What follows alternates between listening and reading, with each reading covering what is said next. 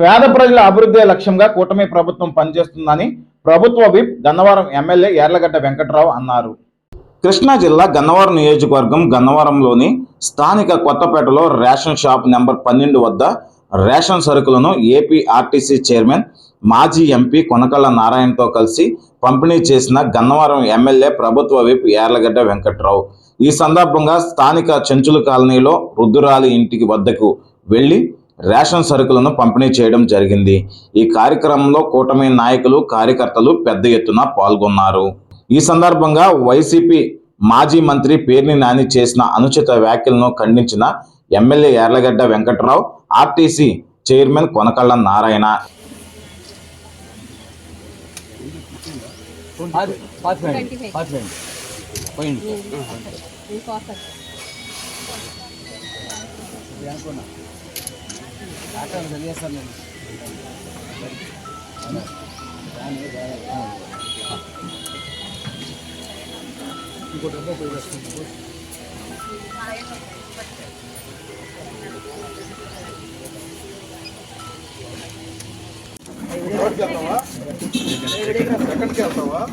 ముందే చెప్పేది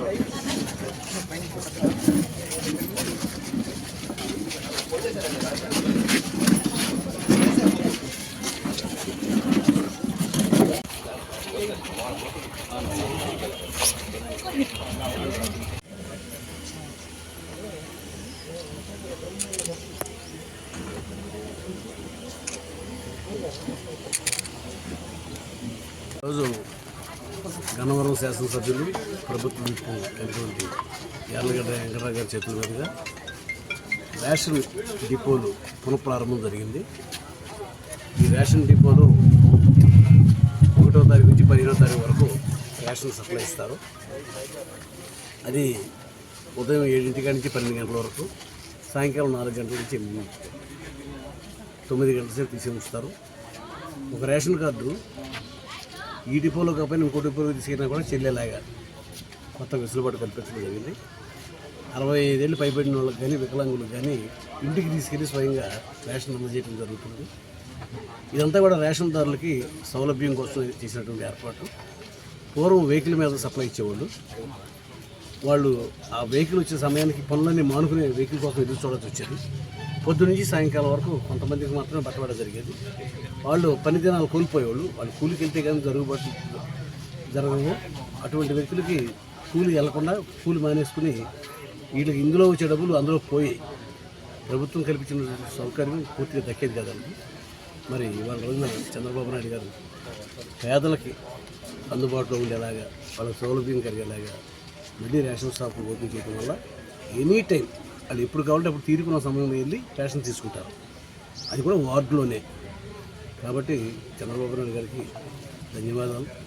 అందరూ చెప్తా ఉన్నారు అందరూ కూడా. ఇది పేదలకు ఉపయోగపడే పథకం, పేదలకు అందుబాటులో తీసుకొచ్చారు.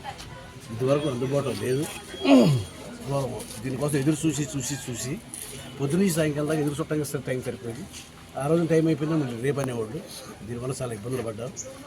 చంద్రబాబు నాయుడు గారు ఏ అయితే హామీలు ఇచ్చారో ఆ హామీలన్నీ కూడా ఒకదాని తర్వాత ఒకటి అమలు చేసుకుంటూ వస్తున్నారు.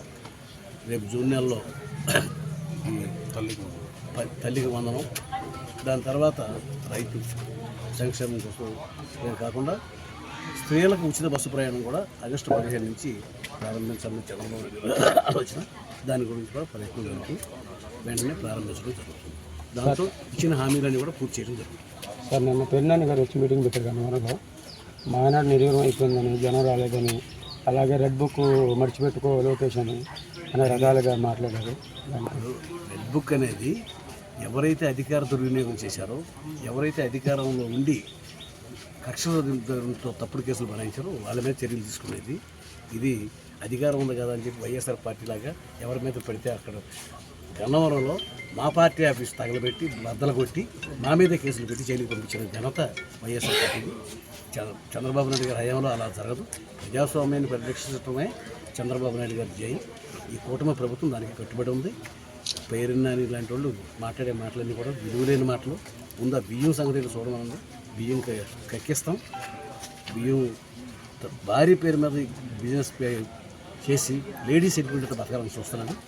ఎవరైనా సరే చట్ట ప్రకారంగా తప్పు చేస్తే వదిలే ప్రసక్తి లేదు. 4వ తారీఖు వెన్నుపోటు అనేది కార్యక్రమం చేపడుతున్నారు వైసీపీ వాళ్ళు.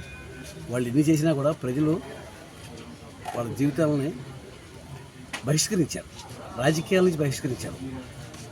ఎప్పుడు రానంత మెజార్టీ తెలుగుదేశం పార్టీకి వచ్చింది. స్వాతంత్రం వచ్చిన తర్వాత రాజకీయాల్లో ఎప్పుడు రాని మెజార్టీ మన తెలుగుదేశం పార్టీకి వచ్చింది.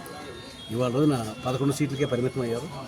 వాళ్ళు ఇప్పుడు కాదు కదా, ఇంకో 20 ఏళ్ళ దాకా వైఎస్ఆర్ పార్టీ కోలుకోలేదు. ఎన్ని తలకంతులుగా తపస్సు చేసినా కూడా. సివిల్ సప్లైస్ మినిస్టర్ గారికి, గౌరవ ముఖ్యమంత్రి చంద్రబాబు నాయుడు గారికి ధన్యవాదాలు తెలియజేస్తూ, అంతా ఆర్టీసీ చైర్మన్ గారు, మా మాజీ ఎంపీ గారు మొత్తం చెప్పారు.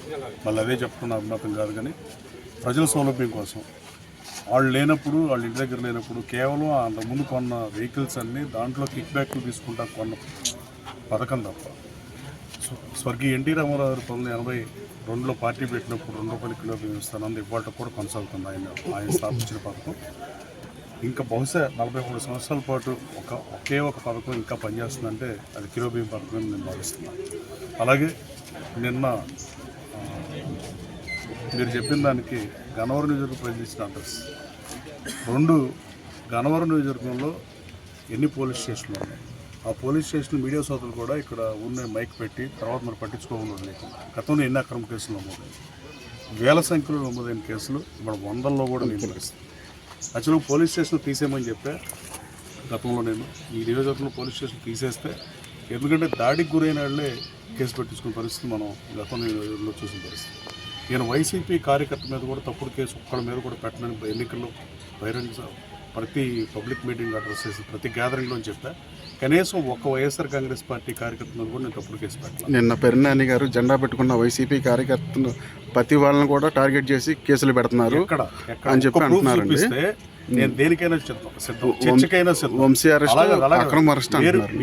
మీరు చూడాల్సింది ఏంటంటే, మీరు పోలీస్ స్టేషన్కి వెళ్ళండి, ఇక్కడతో వదిలేయకండి మైకులు పెట్టి. పోలీస్ స్టేషన్కి వెళ్ళి వెరిఫై చేయండి. గన్నవరం పోలీస్ స్టేషన్కి వెళ్ళండి, Atkur police station, Hanuman junction police స్టేషన్కి వెళ్ళండి, విజయవాడ నొన్న పోలీస్ స్టేషన్కి వెళ్ళండి, లేకపోతే పడమటి పోలీస్ స్టేషన్కి వెళ్ళండి.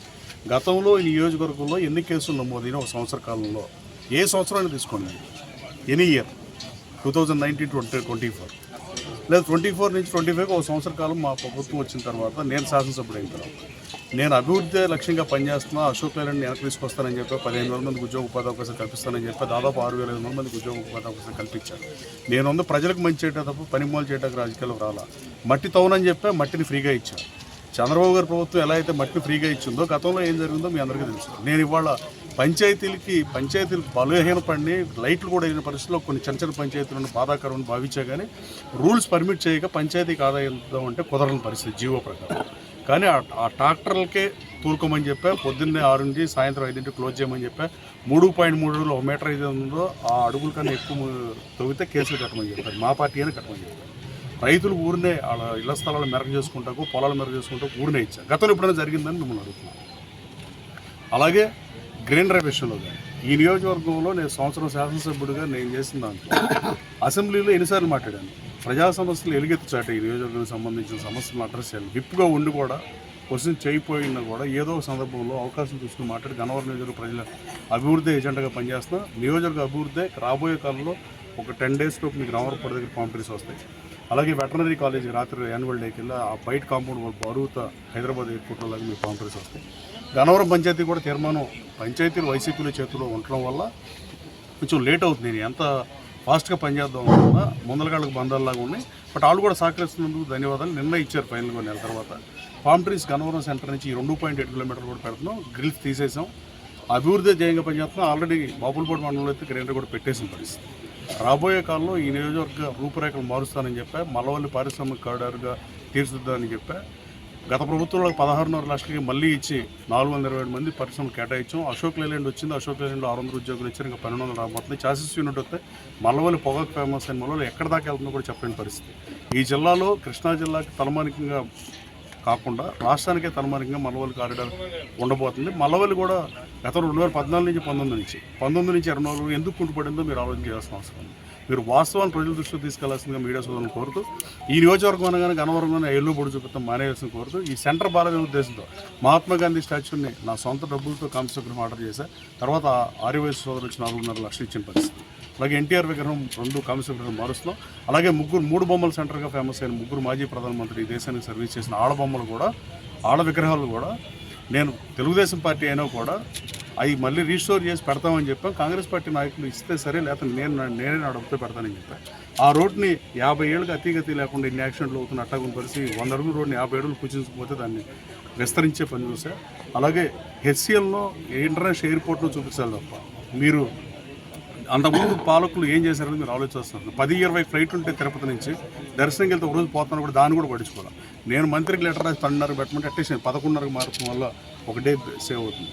ఒక ఇంటర్నేషనల్ ఫ్లైట్ అన్న తీసుకొస్తా ట్రై చేస్తాం. ఒక ఇంటర్నేషనల్ ఫ్లైట్ వచ్చినా ఈ సర్కార్ జిల్లాలో వాళ్ళు ఎక్కువ మంది విదేశాల్లో ఉన్నారు కాబట్టి, అది సింగపూర్ అయినా, ఆస్ట్రేలియా అయినా, అమెరికా అయినా, ఏ దేశం అయినా, యూకే అయినా, ఒక్క ఇంటర్నేషనల్ ఫ్లైట్ అవుతుంది ఈ దశ మారిపోతుంది ఎయిర్పోర్ట్ది. అలాగే ఎయిర్పోర్ట్ ఎదురుగా ఉన్న వెటర్నరీ దానికి కానీ, ఇక్కడ నుంచి రామర్పూడి దాకా గ్రీనరీ పెంచడంలో కానీ చిత్తశుద్ధితో పనిచేస్తున్నా. అవినీతికి తావులేని అలాగే అక్రమ కేసులకు తావులేని గన్నవరాన్ని మీరు చూస్తున్నారు.